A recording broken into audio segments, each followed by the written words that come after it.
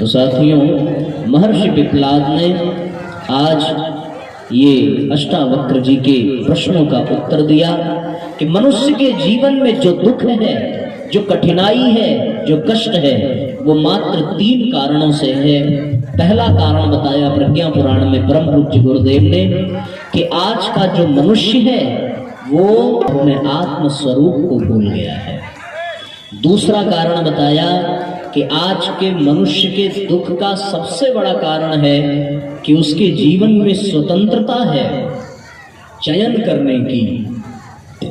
और तीसरा कारण बताया कि आज मनुष्य इसलिए दुखी है कि उसे जो सौभाग्य प्राप्त हुआ है वो उसका दुरुपयोग कर रहा है। ये 3 मुख्य कारण बताए। मैं फिर से दोहरा दूं, पहला कारण बताया, ध्यान से सुनेंगे सभी परिजन, शांतिपूर्वक ध्यान से सुनेंगे। हमारे कार्यकर्ता भाई पीछे जो लोग खड़े हैं उनको बिठा दें और सब लोग शांतिपूर्वक सुने।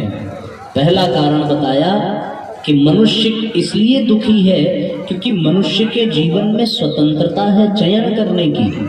और दूसरा कारण बताया कि मनुष्य इसलिए दुखी है क्योंकि वो अपने आत्म स्वरूप को भूल गया।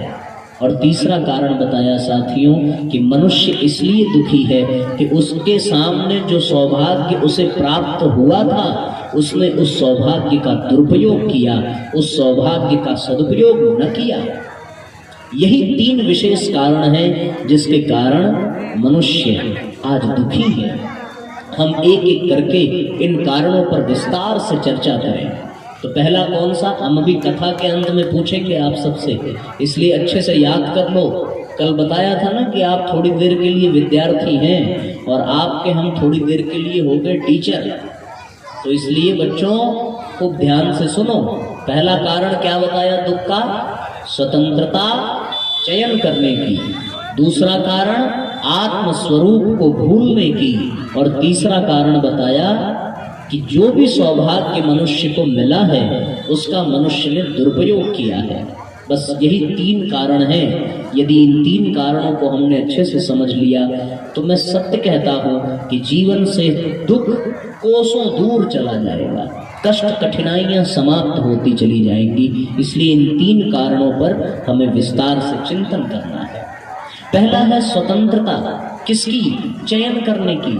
आज के इंसान के जीवन में सबसे बड़ा कष्ट का कारण यही है। मैं तो स्पष्ट कहता हूं कि भैया आज अगर इंसान को चयन करने की छूट न होगी तो वो दुखी न होता। आप बताओ, किसी जानवर को आपने दुखी देखा है? बताइए। कभी भी यदि वो जानवर अपने हिसाब से अपनी जिंदगी जी रहा है तो आपने उसे कभी दुखी नहीं देखा होगा, कभी उसे कष्ट में नहीं देखा। पालतू जानवरों की बात मैं नहीं करता, पालतू जानवर को तो आपने दुखी बना दिया है, वरना वो भी मस्त रहते, वो भी प्रसन्न रहते। पर मैं उन जानवरों की बात करता हूं जो प्रकृति के अधीन हैं। और प्रकृति के अधीन रहने वाले वो जानवर कभी दुखी नहीं होते क्योंकि उनके जीवन में चयन करने की छूट नहीं है। और चयन करने की छूट नहीं है इसलिए वो मस्त हैं। पर मनुष्य के जीवन में चयन करने की छूट है।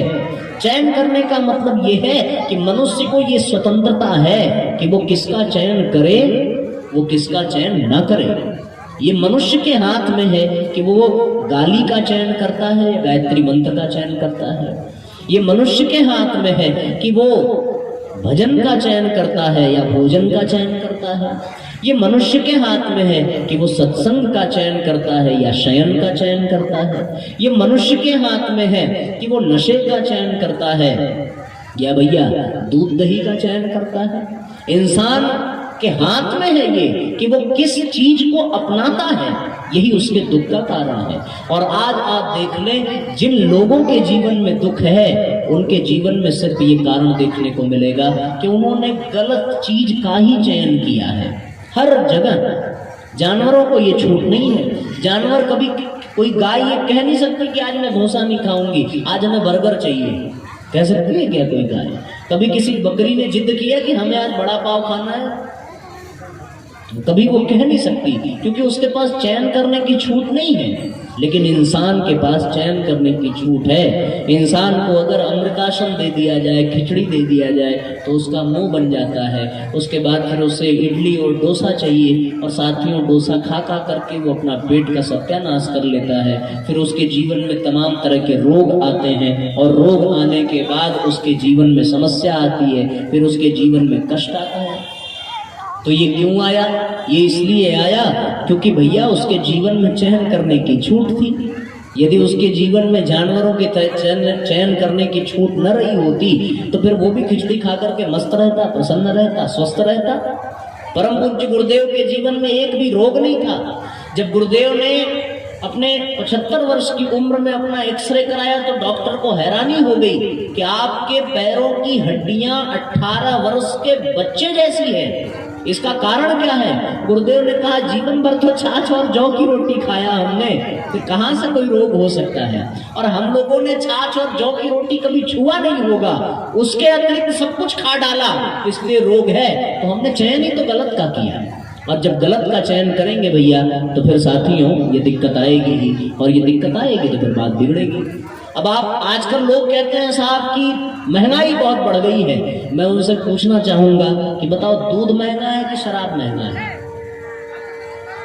शराब कितने लोग पीते हैं? जरा हाथ उठाओ। एक लड़का पीता है। उल्टा ध्यान कहीं और रहेगा तो ऐसे ही उल्टा सीधा हाथ उठेगा। तो आप अगर गहराई से चिंतन करके देखें साथियों, तो मूल्य की दृष्टि से, पैसे की दृष्टि से दूध सस्ता है, शराब महंगा है। पर जिन्होंने शराब का चयन किया उनको सोने के लिए नालियां मिलती हैं, और जिन्होंने दूध का चयन किया उनको सोने के लिए बिस्तर मिलता है। ये चयन के ऊपर है। आप लोग बताओ साहब कि लोग कहते हैं महंगाई बहुत बढ़ गई है। मैं आपसे पूछता हूँ कि अपना ये जो काजू किशमिश है ये महंगा है या तंबाकू महंगा है? तंबाकू का छोटा सा पैकेट 10 रुपए का आता है, उससे सस्ता है या महंगा? आप जाकर के दुकान पे पता करना तो आपको लगेगा तंबाकू बहुत महंगा है। सिगरेट अब तो 10 रुपए की हो गई है, हमने सुना है। तो आप 10 रुपए के सिगरेट दिन भर में 5 पी डाला आपने, तो साथियों 50 रुपए आप प्रतिदिन खर्च करते हो।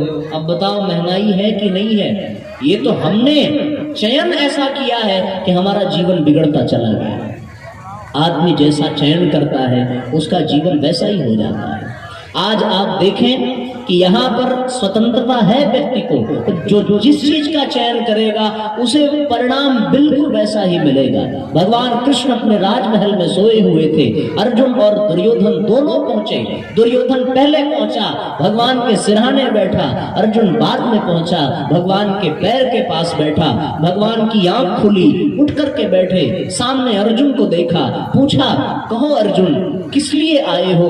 अर्जुन ने हाथ जोड़ते हुए कहा कि भगवान आप तो जानते ही हैं महाभारत होने वाला है, और इस महाभारत के युद्ध में आपका सहयोग चाहिए। तब तक दुर्योधन बोल उठा कि उसी लिए मैं भी आया हूँ कन्हैया, हमें भी सहयोग चाहिए। भगवान ने देखा दोनों अपने रिश्तेदार हैं, भगवान ने परीक्षा लेने के लिए अपने आप को 2 भागों में विभाजित किया। कह दिया कि एक तरफ मेरी नारायणी सेना है जो कभी समाप्त नहीं हो सकती, और दूसरी तरफ मैं हूँ निहत्था, मैं अस्त्र उठाऊंगा नहीं, शस्त्र उठाऊंगा नहीं, जो चाहे वो ले लो।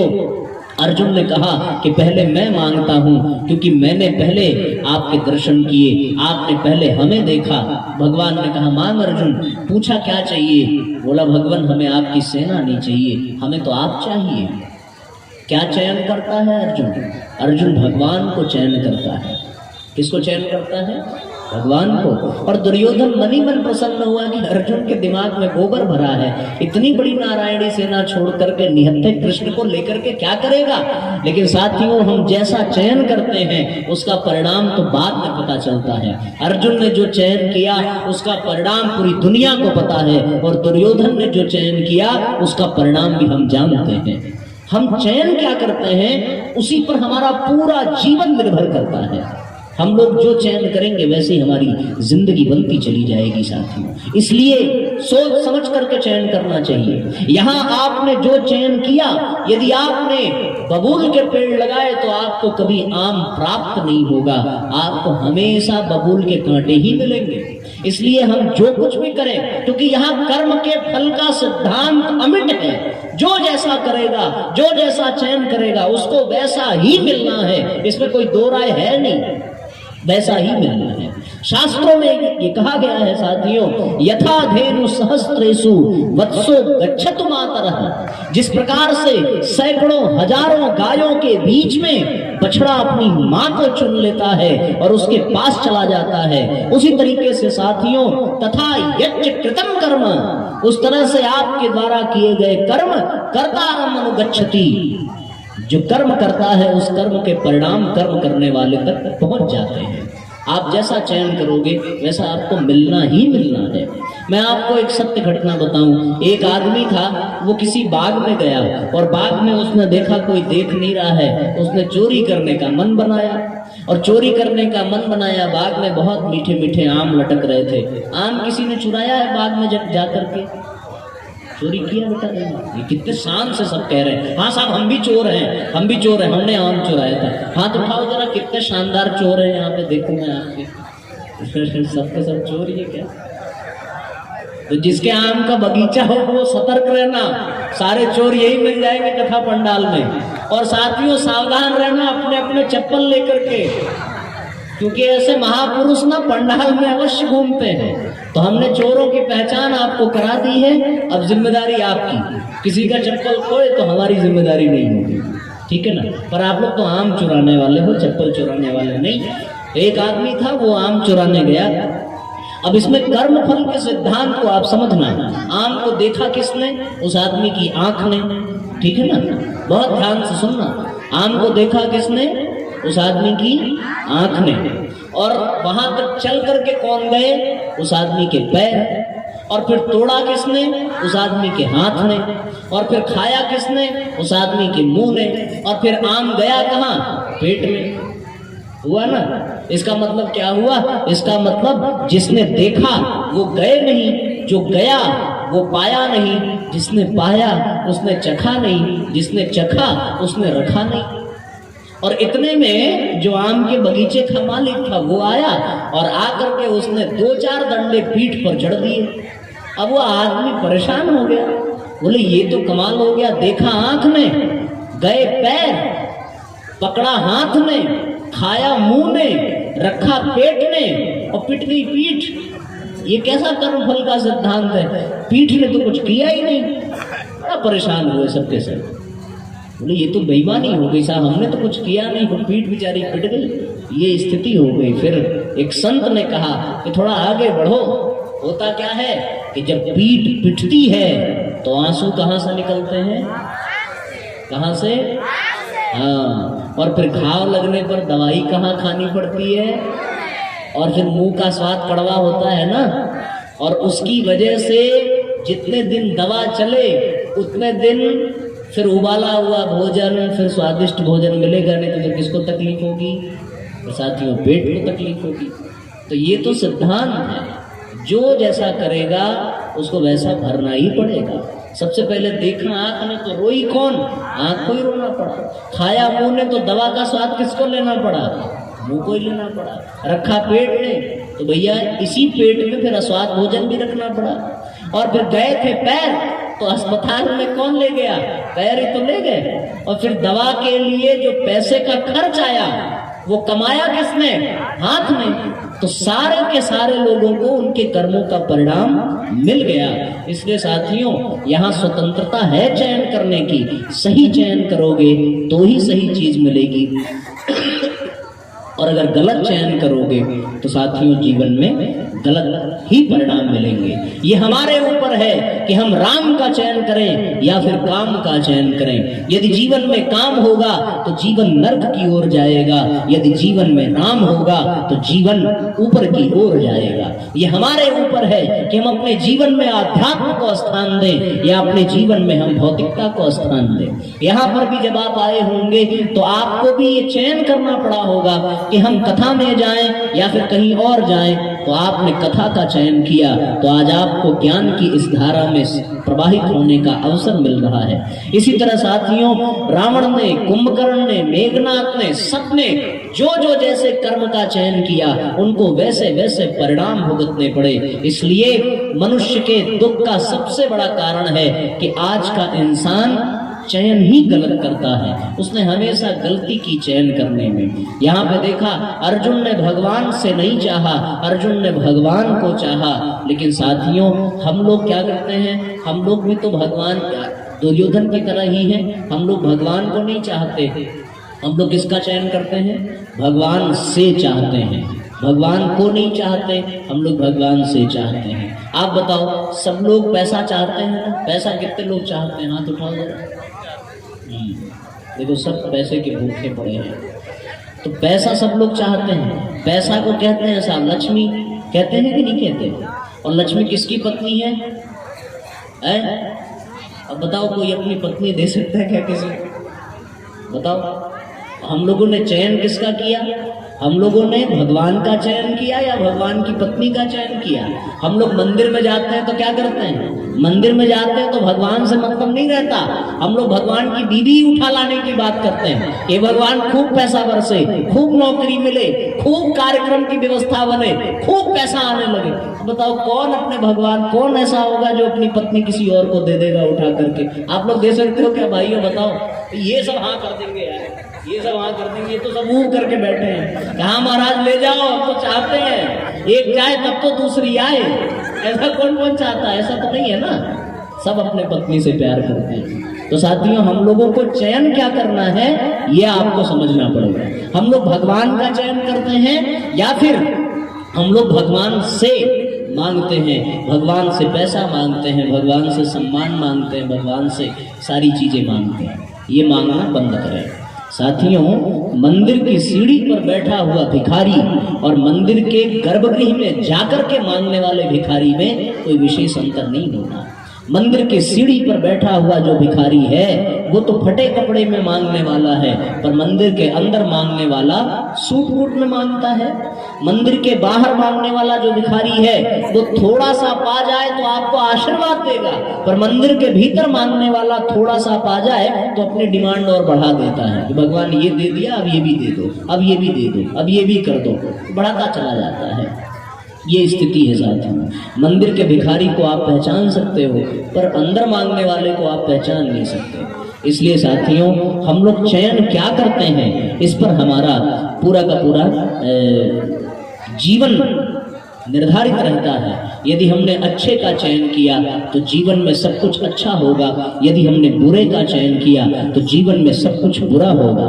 रावण ने विभीषण की बात न मानी, रावण ने मंदोदरी की बात न मानी, रावण ने किसी की बात न मानी, उसने भगवान राम से बैर करने का निर्णय लिया तो जीवन में मृत्यु को प्राप्त हुआ और अपयश का भागीदार बना। लेकिन सुग्रीव ने भगवान के दोस्ती की चयन किया, भगवान के साथ मित्रता का चयन किया, सुग्रीव अमर हो गया। इसलिए साथियों, हम जैसा चयन करेंगे हमारा जीवन वैसा ही बनता चला जाएगा। हमें आज इस बात को निर्धारित करना है कि हम क्या चयन करते हैं, हम इस बात को समझें कि हम किस तरह का जीवन जीना चाहते हैं। जिन्होंने अपने जीवन में भौतिकता का चयन किया, जिन्होंने अपने जीवन में गलत चीजों का चयन किया, उनका जीवन नरक बनता चला जाता है, और जिन्होंने हमेशा अच्छी चीजों का चयन किया उनका जीवन स्वर्ग बनता चला जाता है। तो ये मनुष्य के दुख का पहला कारण है कि हम जैसा चयन करेंगे, जैसा कर्म करेंगे, वैसा ही हमें परिणाम मिलने वाला है। इसको हमें गांठ बांध करके अपने दिमाग में रख लेना चाहिए। जिन जिन लोगों ने जैसा चयन किया वैसा मिलना भी चाहिए। एक बड़ा प्यारा गीत है, कर्म के फल से नहीं बचोगे, चलना बहुत संभाल के, अभी समय है अभी बदल लो तेवर अपनी चाल के, अभी समय है अभी बदल लो तेवर अपनी चाल के। कर्मों के फल से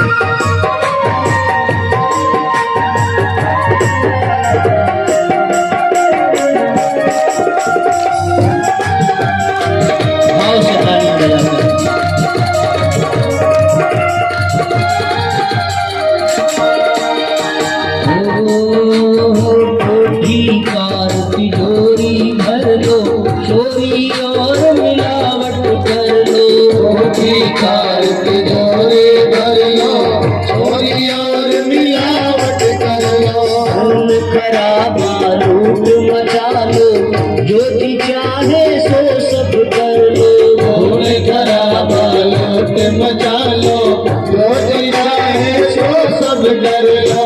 आएगी किस काम हथकड़ी, आएगी किस काम हथकड़ी, यमने रखी संभाल के। अभी समय है अभी बदल लो, तेवर अपनी चाल के। अभी समय है अभी बदल लो, तेवर अपनी चाल के।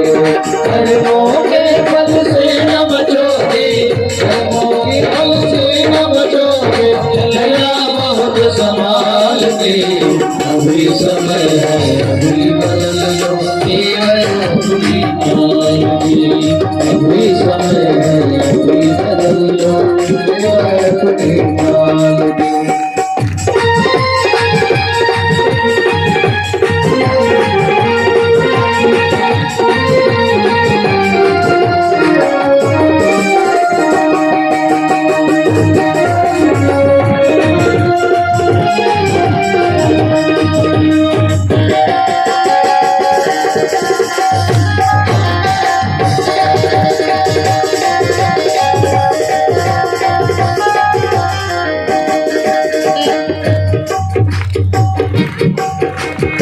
एक काम बस तन चमकाना, तरह तरह के वेश बनाना। एक काम बस तन चमकाना, तरह तरह के वेश बनाना। एक काम बस तन चमकाना, तरह तरह के वेश बनाना। एक काम बस तन चमकाना, तरह तरह के वेश बनाना। वैसे तो तू बड़ा सयाना, पर न स्वयं को ही पहचाना। वैसे तो बड़ा सयाना, पर स्वयं को ही पहचाना। होएगा जब दर्शन होंगे, होएगा जब दर्शन होंगे अपने ही कंकाल के। अभी समय है अभी बदल लो, तेवर अपनी चाल की।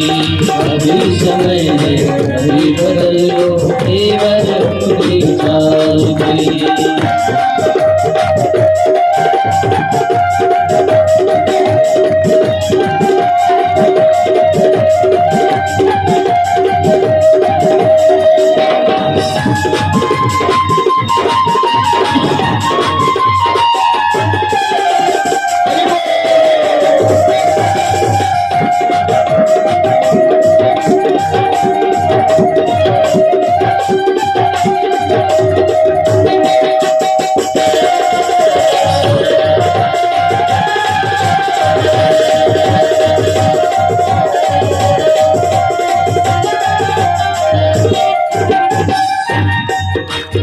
कभी एक क्षण दया न आई, निर्बल को पीड़ा पहुंचाई। कभी एक क्षण दया न आई, निर्बल को पीड़ा पहुंचाई। कभी एक क्षण दया न आई, निर्बल को पीड़ा पहुंचाई। कभी एक क्षण दया न आई, निर्बल को पीड़ा पहुंचाई। भटली लेकर नाप ऊंचाई, कितनी कर ली पाप कमाई। भटली लेकर नाप ऊंचाई, कितनी कर ली पाप कमाई। भटली लेकर नाप ऊंचाई, कितनी कर ली पाप कमाई। भटली लेकर नाप ऊंचाई, कितनी कर ली पाप कमाई। तड़पेगा जब खोलाएगा, तड़पेगा जब खोलाएगा, काल कड़ाही डाल के। अभी समय है अभी बदल लो, तेवर अपनी चाल की। अभी समय है अभी बदल लो, तेवर अपनी चाल की। धर्मों के फल से न बचोगे, धर्मों के फल से न बचोगे, बल्ला बहुत संभाल के। अभी समय है अभी बदल लो, तेवर अपनी चाल पे। अभी समय है अभी बदल लो, तेवर अपनी चाल पे।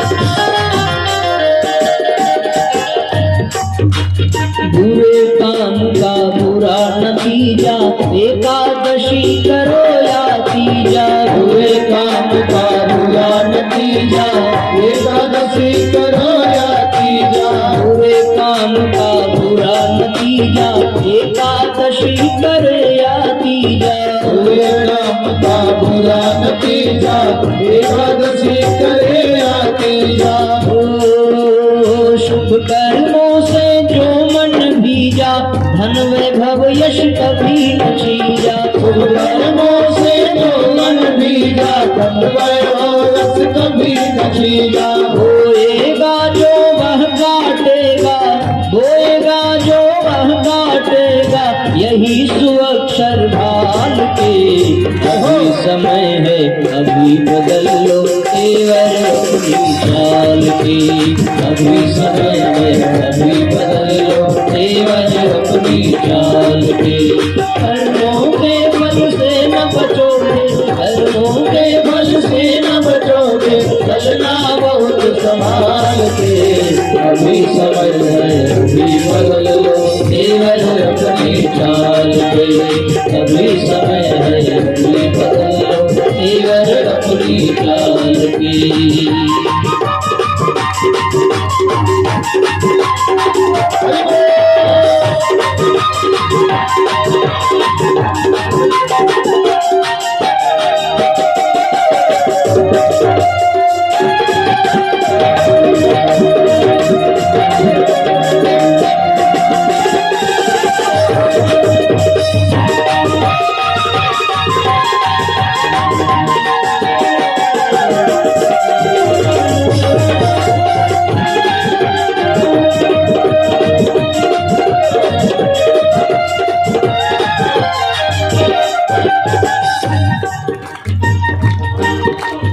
अभी नहीं कुछ भी बिगड़ा है,